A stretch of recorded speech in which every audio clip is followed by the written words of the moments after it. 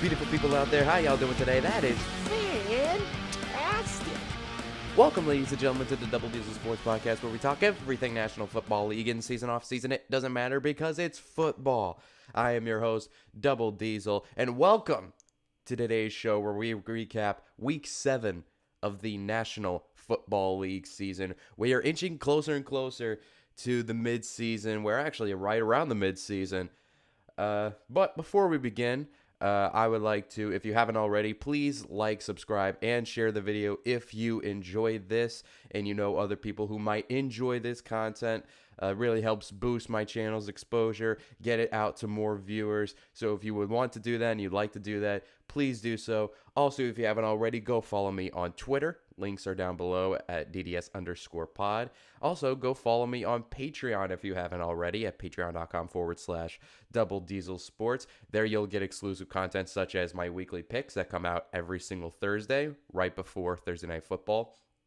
And you can also, depending on the tier, you can subscribe to my draft content that doesn't happen until the off season. There you'll get access to my draft board, player exclusive breakdowns, team specific mock drafts, etc., etc. But that's not until the season, the off season that is.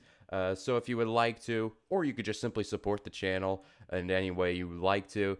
So if you want to, go support me there. The links to that will be in the description down below. Or you don't have to. You don't really have to do any of the things I just suggested. It would just make my day. In fact, just you taking the time to watch this makes my day feel that much better. So thank y'all again. But with that being said, let's go on with the show. Week 7 of the National Football League season in the year of our Lord 2022.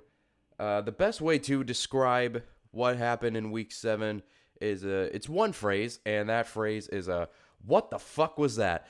So it's been every single week, where every single week there's some crazy that happens. There's some crazy or interesting that we weren't expecting that there's to talk about. This week it was several different things. The two biggest ones that I'm going to start with are the ones that I'm sure most of you are talking about coming after Sunday. We're first going to dive into the Panthers Bucs game, because that to me is probably the biggest shocker of the year. Knock on wood. I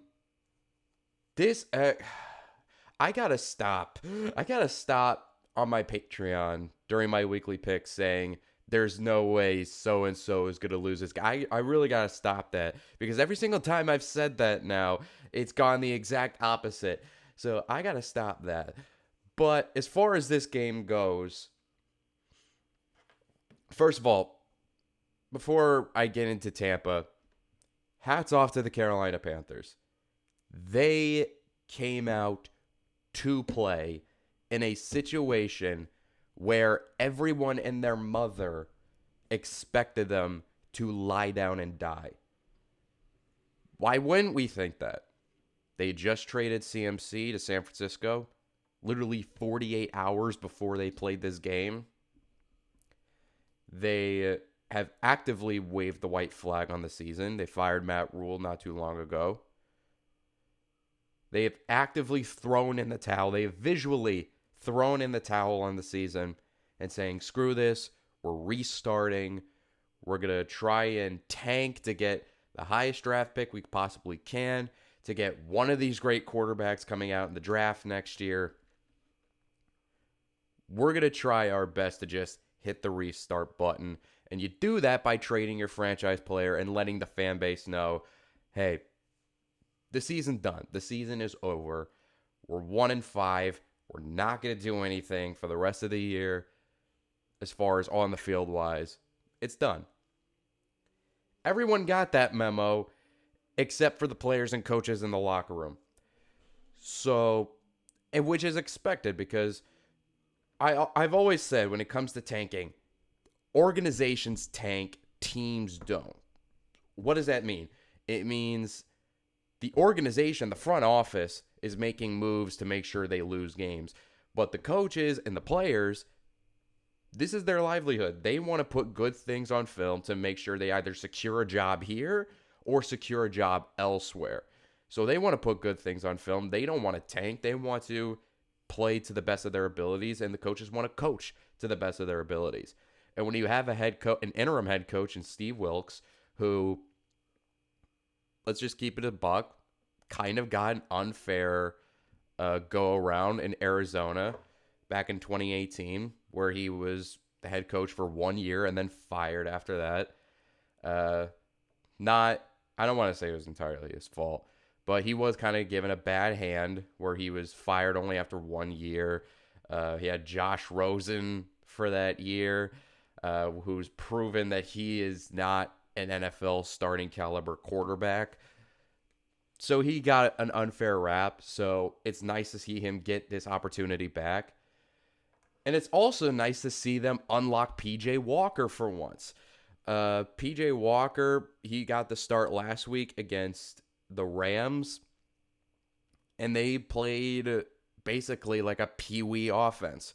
Just screen after screen. I don't think I've seen that many screenplays by an offense in a single game ever.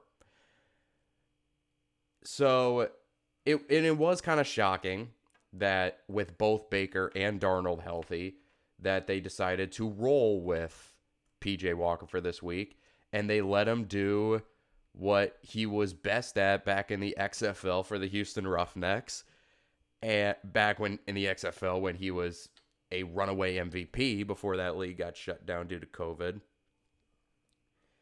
And they just let him push the ball down the field, and he pushed that ball down the field. 21-3 victory over the Tom Brady led Tampa Bay Buccaneers. Defense showed up, shut out. They didn't get a shutout, but they just shut that Tampa offense down completely.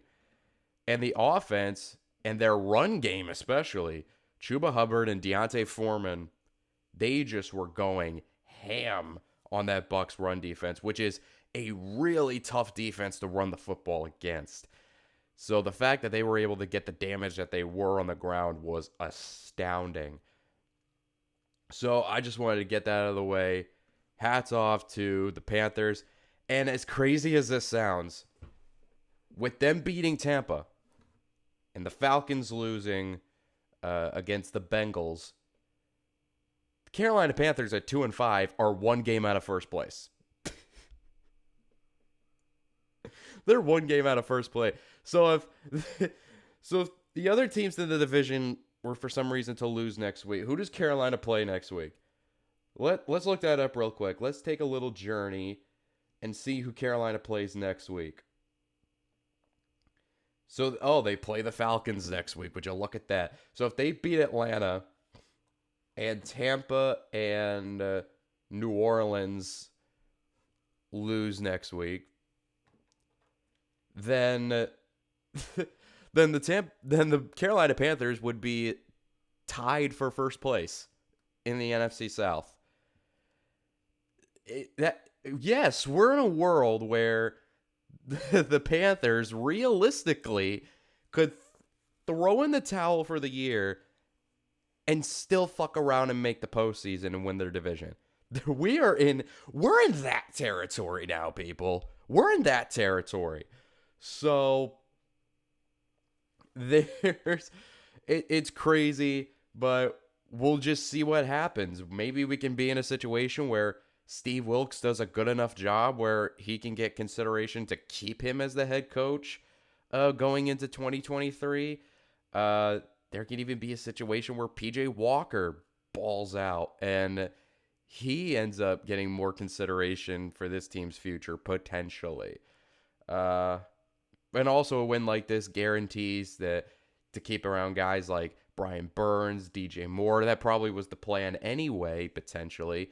But to keep those guys around as like core pieces of building this franchise in the future. But yeah, man, hell of a win for the Panthers. Just wanted to get that out of the way. They deserve their moment in the sun for right now. But as for Tampa,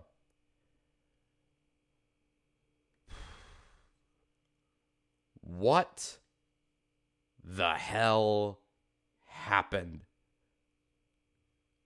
Well, we kind of know what happened. It was the first, I want to say it was the first pass play of the game. First drive, first pass play of the game for the Bucs. Brady dropped back in the pocket after a play action fake, uncorks a deep ball to a Mike Evans who is streaking naked all by himself. All by himself. The corner that was on him, I want to say it was Deontay. I want to say it was Dante Jackson. I want to say falls down. He falls down like around the 45-yard line, and Mike Evans is by himself, not a Panther within 30 yards of him.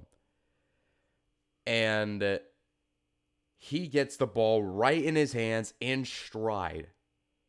It's going to be the easiest touchdown of his life. Hits his hands, bobbles it, bats it up into the air, incomplete. And I was watching these games on Red Zone. I was watching it on Red Zone as it happened. And the moment I saw that, I instantly knew that was a sign potentially of things to come. And it was. Tampa's offense this game was absolutely putrid. They couldn't move the ball. They couldn't get any sort of rhythm.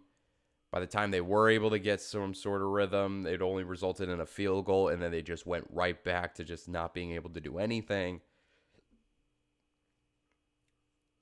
This was probably the worst game Tom Brady has played in a long, long time. I don't even remember a game where he's played this poorly in it. And that's not even the biggest thing. The biggest culprit in this game was the Tampa defense. You know, this defense that I said last week was not the elite unit that we thought it was, but it was still a really good defense. If you're not able to stop Chuba Hubbard and Deontay Foreman on the ground consistently and just let them run all over you,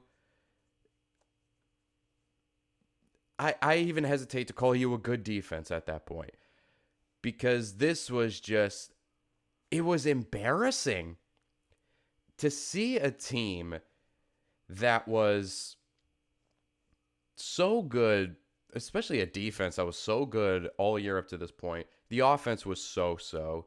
I think it's mainly because of Brady finally showing his age a little bit, and overall he just doesn't look entirely into it.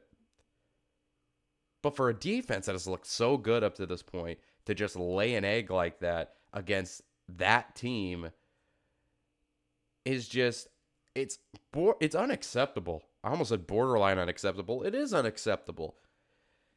And I don't want to say I'm ultra concerned for the Bucs, because they are still in first place in their division somehow, some way. They still are. But they're holding on to that division lead by a thread right now. Because the Falcons, they are a team capable of pulling off some victories here and there. The Panthers, we just saw what happened there. New Orleans is in purgatory right now, so I wouldn't be too scared about New Orleans. But still, you don't feel good. Even if the Bucs win this division, it's something you still don't feel good about. You know this team's not making it far. You know this team's going to go one and done, because this is just not, especially offensively, this is not a good offense. The defense can only hold on to games for so long. Eventually, the offense is going to have to do something, and the offense has shown that they're not really capable of being the explosive unit that on paper they should be. So I don't know what you do in Tampa. Things just seem sort of lost right now. I still think they're going to make the postseason because the NFC, especially their division, is so weak. But it's not looking good. It looks act pretty sad, actually. And I can't imagine a world where Tom Brady continues to play after this year. This has easily been his worst season in a long, long time, probably even since 2019. It's sad because this team on paper should be better than it is, but it's a bunch of factors that I just don't know what it is. Maybe it's just Tom's age finally catching up to him. Maybe it's the fact that offensively they are missing Bruce Arians a lot. The defense, Todd Bowles being the head coach now and not having him fully invested into the defense, that could be an issue as well. But whatever the problem or problems are in Tampa, if they have a realistic shot of making or winning a Super Bowl, they need to be corrected now, because there's not a whole lot of season left. So I don't know what you do for Tampa. This is embarrassing. This was embarrassing for the organization in every way, shape, and form. And yeah, I feel like we're just going in circles at this point because you just watch this and you're like, this shouldn't have happened. There's nothing that indicates that this was going to be the outcome or should have been the outcome heading into this game. Nothing. Which just goes to show that the NFL script writers are just on some sort of methamphetamines or something. I don't know. I really don't know, man. But that's that. And as crazy as it sounds, despite that game, the Bucs aren't even the one team that I'm most concerned about coming out of this weekend. The team I'm most concerned about is in the next game we're going to talk about. That's the Green Bay Packers. Now, for those of you who watched my podcast last week, I in there talked about and also uploaded a clip from that podcast talking specifically about the Green Bay Packers and their struggles on both sides of the football. Just when you think it can't get any worse, it gets worse.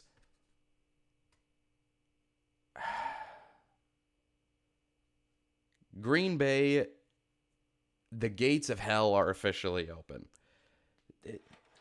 It's time to finally accept the fact, at least for me, that this Packers team is just not a good football team. The loss against the Giants was one thing. The loss last week to the Jets was another. But losing to the Commanders in the way they did when Taylor Heineke wasn't that good in the first half, and they should have had 2 defensive touchdowns in that game. One got taken off by a ticky-tacky holding call that really should not have been called at all. But that doesn't erase the fact that this team, by the time the second half came around, just completely collapsed in and on itself. And that's been the theme. That has been the running theme for the past few weeks. It happened against the Giants in London, where they got up all these points. They scored 20 points in the first half and then 2 in the second. And the only reason they had that 2 was because the Giants took a safety at the end of the game. So that they got points because the Giants felt bad and gave them points, essentially. The Jets, they weren't able to do diddly dick against the Jets last week.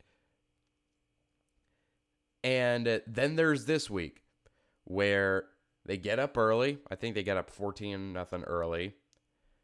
And you're thinking, all right, this is their get-right game. They're settling back in a little bit. They're trying to work some kinks out. And then they just hit a fucking stone wall.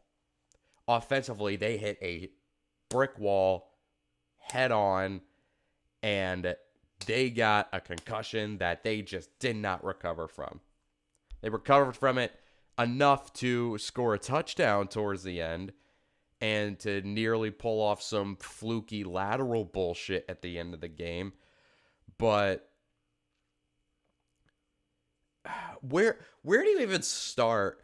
Because, like, you can only rip on the defense for so long because the defense has underperformed for that team horrifically. But the offense, like I knew the offense was going to be bad, or not bad, but I knew it wasn't going to be that good coming into the year. But I didn't think it was going to be this terrible. And the trade deadline is less than a week from today, November 1st. This podcast is being recorded on October 26th. So it's less than a week away, the trade deadline. And the fact that the Green Bay Packers have not made a trade of any kind for a wide receiver is mind-numbing to me. Because here you have, they weren't even good options, but you have an Allen Lazard who finished that game with his arm in a sling. He's your best receiver, which isn't saying much. You have Randall Cobb, who's out for the year. You had Romeo Doubs, who I can't tell if he's entirely good or not. I know he's capable of being good, but his hands are just for decoration at times. And then you have Sammy Watkins, who just came off IR, but he's been dealing with hamstring issues. And then you have Christian Watson, their high second-round draft pick, who they traded up for, by the way, who's raw, underdeveloped, can't catch a football to save his life, and has also been dealing with hamstring issues himself. Those are your 5 best receivers, and they're all dealing with shit, and even when they're healthy, are not great options.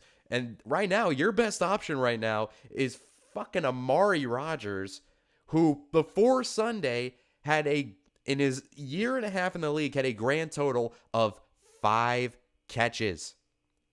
5.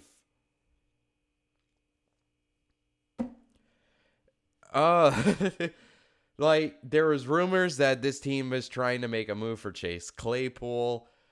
There was rumors that this team was trying to get Kendrick Bourne or one of the 2 Patriot receivers.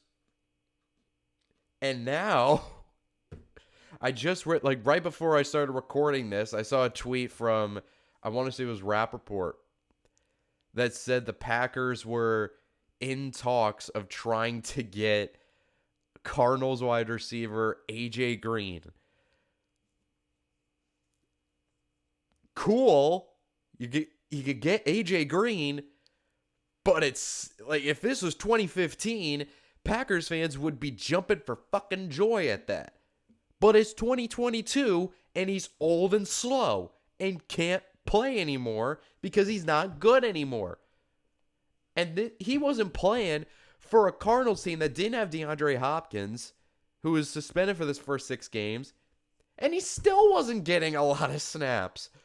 So,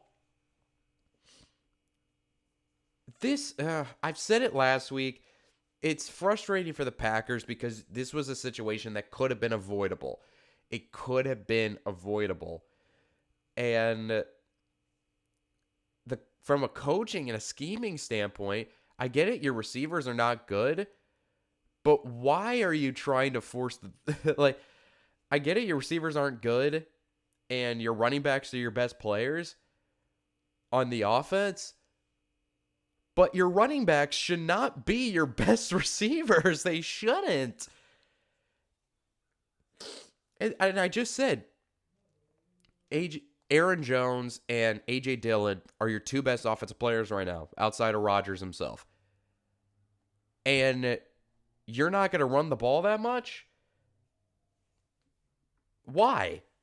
It doesn't make sense. It doesn't make a lick of goddamn sense to me. So this team is it's approaching purgatory range, which I never thought an Aaron Rodgers quarterback team was going to be in, but they are approaching purgatory range where, again, because the NFC is so weak, they might fuck around and make the playoffs potentially. But they're probably just going to they're going to sneak in as a wild card team most likely and get shellacked out of the playoffs in the first round. So, cool. You made the playoffs. Sick. But you know you're not making it past the wild card round. Not with this receiving core.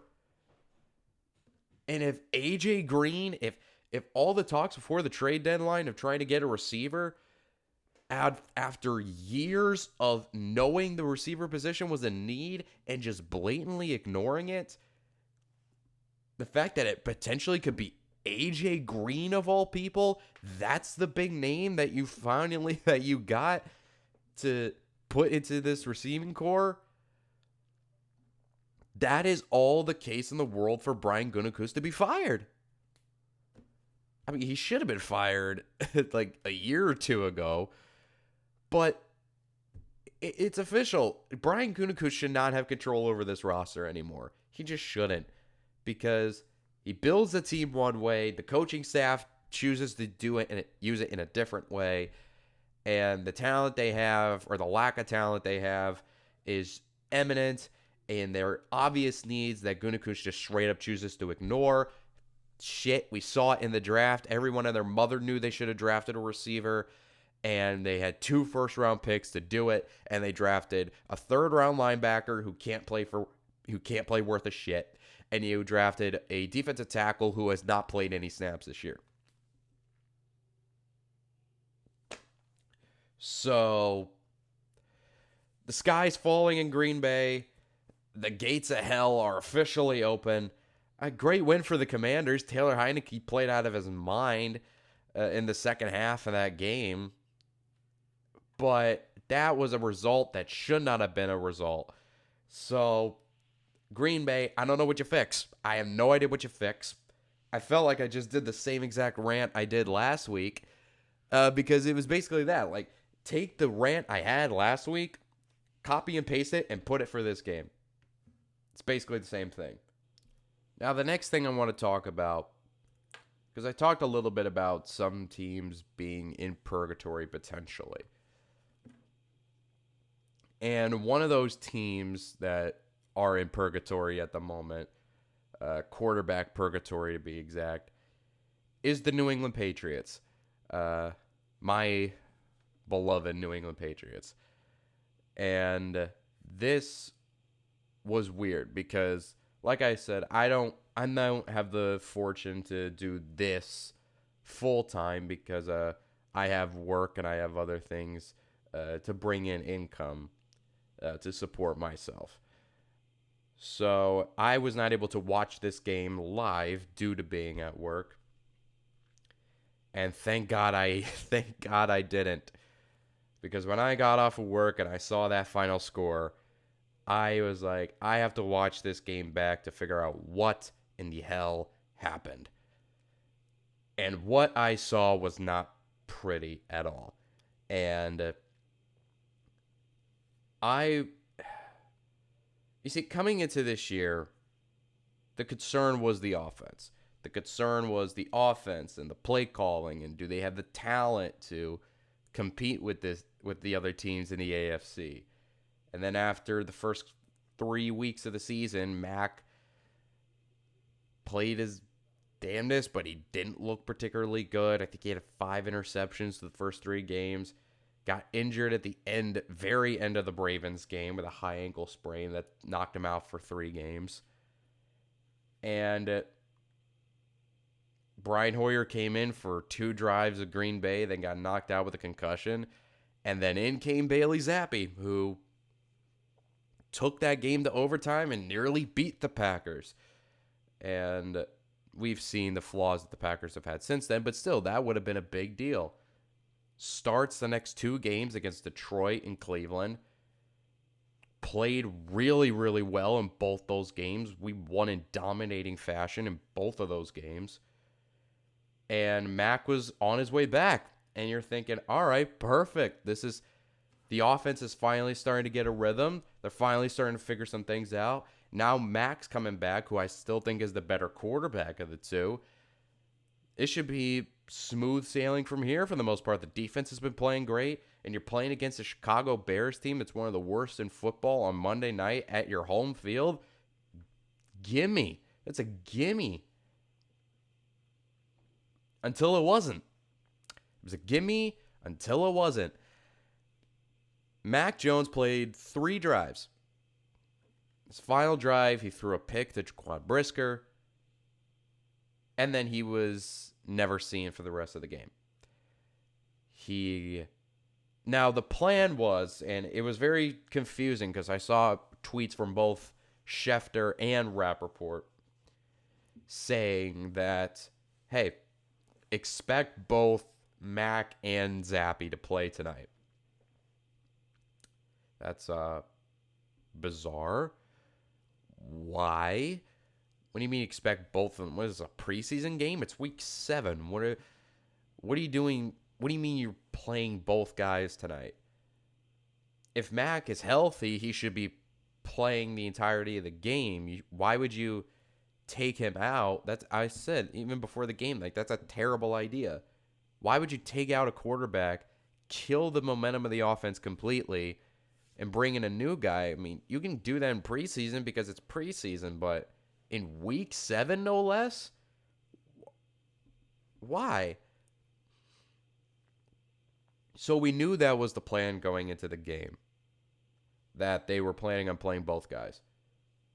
But how Bailey Zappe got into the game was very concerning from an outsider's perspective. Because so the plan from Belichick's perspective was probably let Mac play for a few drives and then let's put Zappe in and see what happens. But from an outsider's perspective, it looks like Mac got pulled immediately after the Brisker pick, and it makes it look like Mac got benched for poor performance. That's what it looks like. It probably wasn't what the plan was, but that's what it looks like. And it doesn't make Mac's case look even better when Zappe came in and immediately led 2 touchdown drives. Not one, but 2 touchdown drives. 30-yard touchdown pass to Jacoby Myers, and then they drove the ball down the field where Ramondre Stevenson busted in for a touchdown.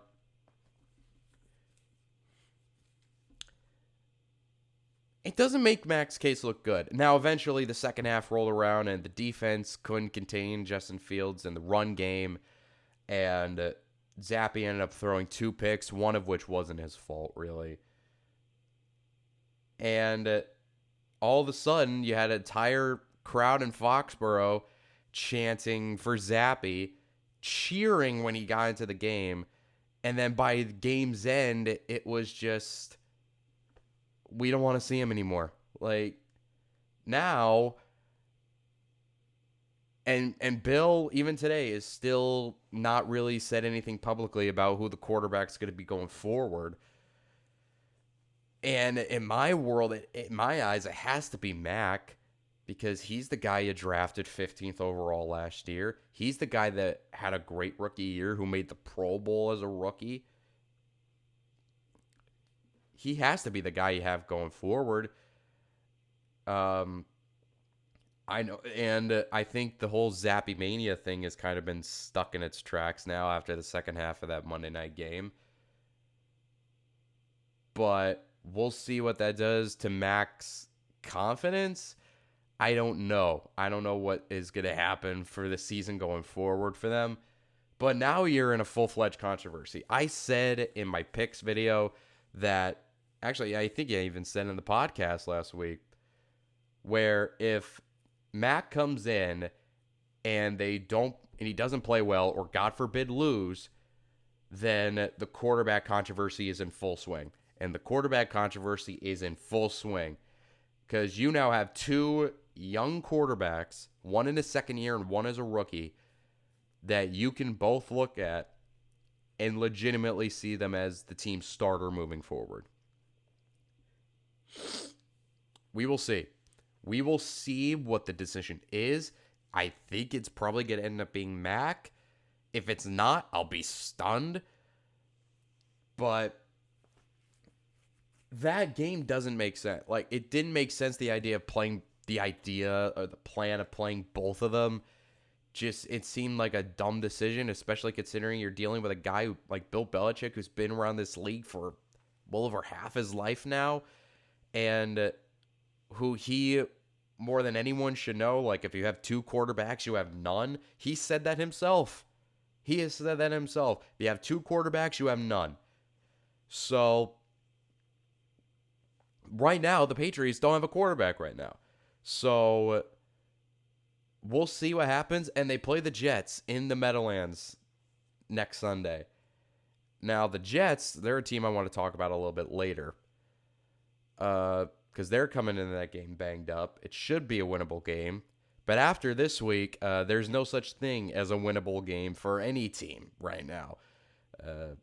The whole saying of any given Sunday, or in this case, any given Monday, some batshit crazy would happen, and this just happened to be one of those things. But yeah, the Patriots have a problem right now, and as of right now, they are stuck in purgatory.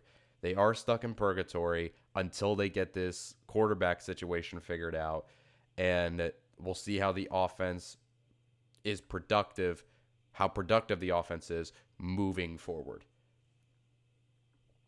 That's all I wanted to say about the Patriots and that situation. So we'll just have to wait and see on that. Speaking about the Patriots' opponent for next week, the New York Jets, who are 5-2. They're 5-2 now. They beat the Russell Wilson-less Denver Broncos on Sunday, 16-9, I believe the final score of that game was. And the Jets went into that game with a bit of swagger to them. Now, Zach Wilson had not been playing up to his best since his return game in Pittsburgh. Really, ever since that game, he has not played up to that ability that we expect him to play at this point in his career. But the team as a whole looked really good. Breece Hall was playing out of his mind. The offense was productive at times, despite despite Zach Wilson's not playing so hot. And that defense has been incredible. Sauce Gardner, like I said last week, is forget defensive rookie of the year. I mean, that's a lock at this point. He's on pace right now to being labeled the best corner in football, period. So he's been balling out of his mind. The defense as a whole has been just absolutely incredible this year. And came into a Denver game that I picked them to win this game.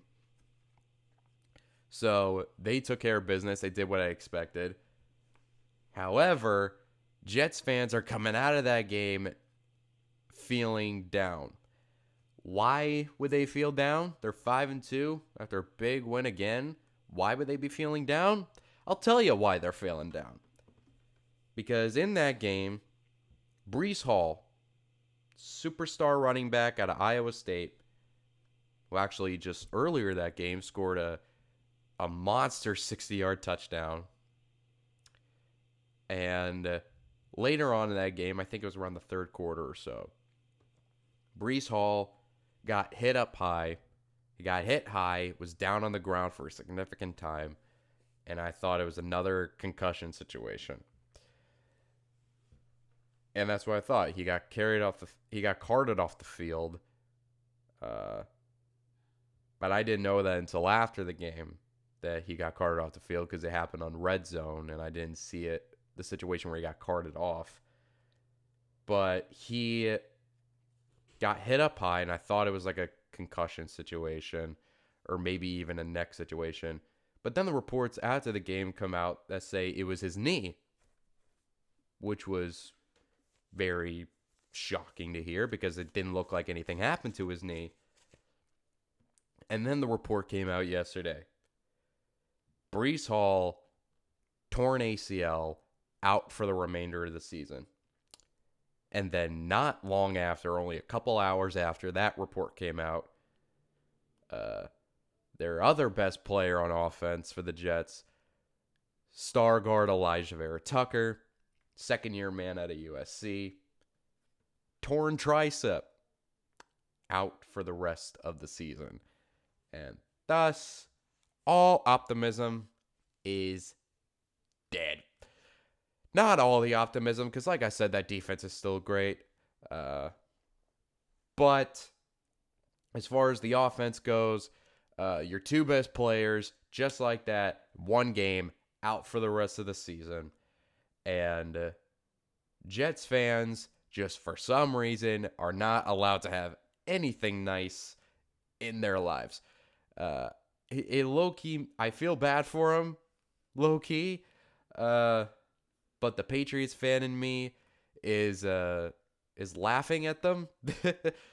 But in all seriousness, no, it sucks. As a football fan, it sucks seeing, especially in the case of Breece Hall, a young star like that, a young up-and-coming star, and we don't get to see him for the rest of the year off of an injury that I didn't even think it was a knee injury when it first happened, or I didn't even think it was that serious when it first happened. It was the same thing as like the Javonte Williams injury for the Denver Broncos, where he got hit up high, and then all of a sudden the report came out that it was his knee, and then it was the same thing, torn ACL out for the rest of the year. And as a football fan, it sucks because you don't get to see that anymore, at least for the remainder of this season. But as for the New York Jets, it's sad because this has been a theme with the New York Jets, where every time you get a little bit of optimism, every time there's a little bit of something that you look at like, this is the savior, this is the hope, this is the thing that's going to allow us to continue living as Jets fans, and then it just all of a sudden gets snatched away from you at the last minute. And man, Jets fans, I feel for you because I don't know how you live like this. I don't know how you constantly live like this, but I just wanted to talk about that because I felt like it was worth talking about, because this team is 5-2, and you would think they have all the momentum in the world, and you would think the Jets fans would be through the roof right now, and yet here they are, probably feeling dead as a doornail, because it's like our two best offensive players are done for the year. It feels like season's over just like that. I mean, you knew you weren't winning the division, not in a division with Buffalo and Miami, but you were thinking you would at least be good enough to make the postseason. I thought fully healthy that this team was good enough to make the postseason, even despite the fact that Zach Wilson, I almost said Russell Wilson again, Zach Wilson has not been that good this year, at least since his return game.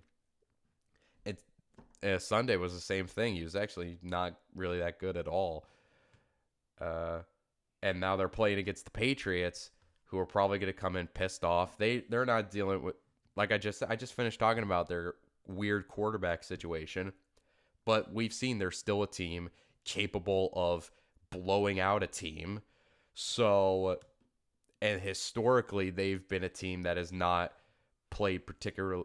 Historically, the Jets are a team that has not played particularly well against New England, especially in recent years.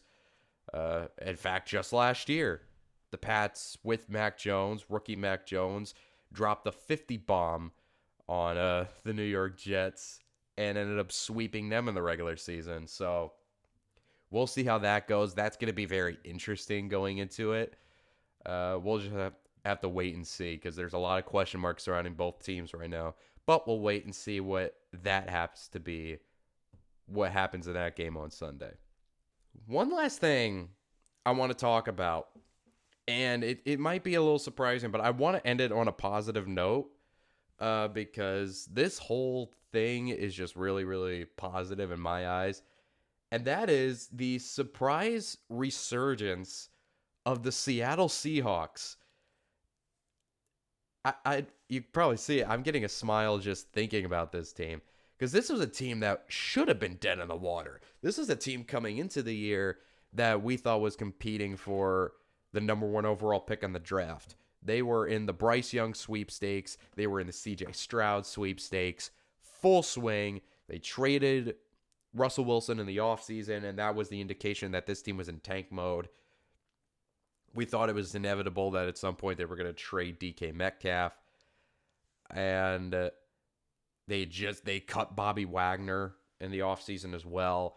This team had every indication that they were in full tank mode. Everyone got that notification except for Pete Carroll.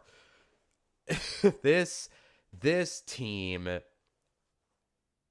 has been the best story of the year in my eyes. If you can give the comeback player award to an entire organization, I would give the award to the entire Seahawks organization, because this has been an unbelievable turn of events and a complete flip of the narrative, because we thought after that trade went down that it was going to elevate the Broncos, who are ready to compete for a Super Bowl, and just tank the Seahawks, which was the plan, so they can get one of these young, great quarterbacks in next year's draft.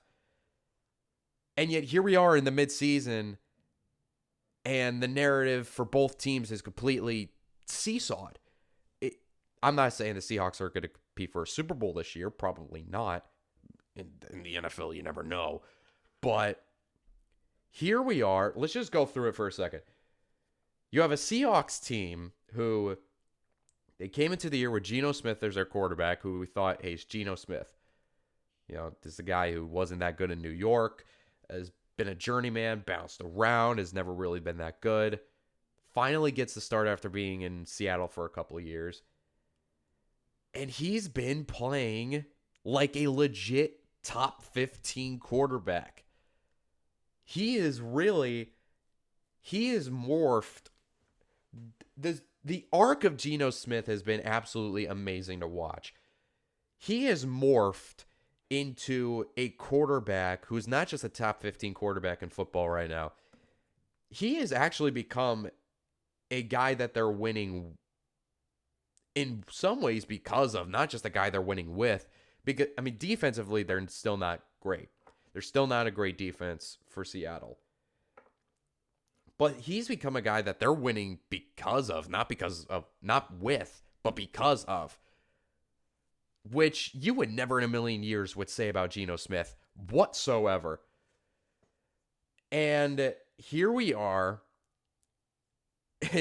after week 7, the Seattle Seahawks are 4-3, first place in their division, with Geno playing out of his mind. They are in a situation, this is the craziest part, they're in situations where DK Metcalf can have little to no impact, can lead the game with an injury, which hopefully that's not that serious. We found out it's not that serious. It's a knee injury, but it's not going to require surgery.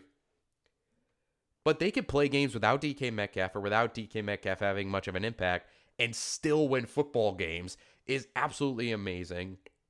Tyler Lockett's been Tyler Lockett. And Kenneth Walker.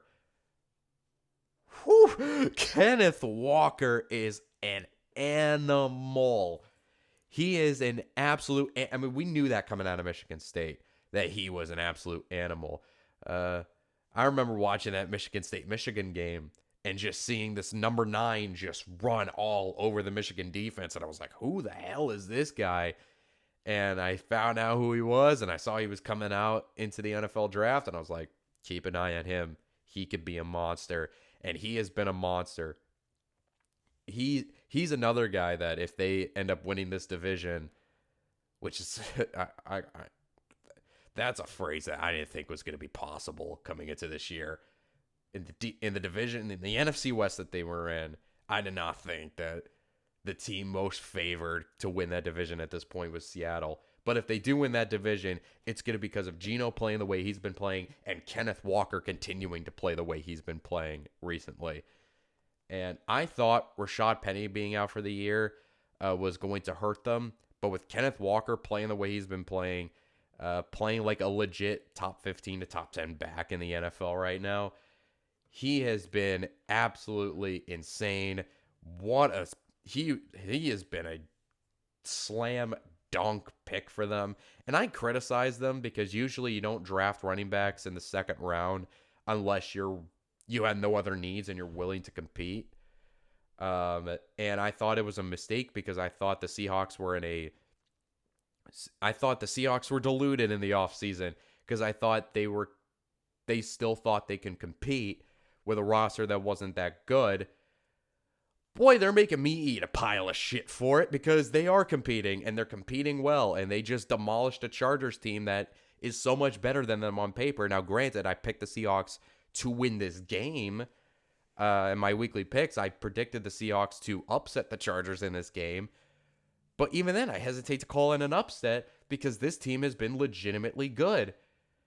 And when you, I can imagine for Seattle fans, how are y'all feeling? Because this is incredible. Because, like I said, from the Russell Wilson trade, it was supposed to be one way and it seesawed in the other, where it did elevate one team and tanked another, but it didn't do it to the teams that you thought it was going to do it to. So, but yeah, like I said, they're 4-3. They're in first place, I believe. Let me look at their division standings right now. I believe they're in sole first place of their division right now, if I'm not mistaken.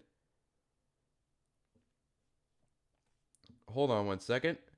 NFC West standings, just to make sure. Yep, they're in sole first place. As a matter of fact, they're the only team in their division over 500 at the moment.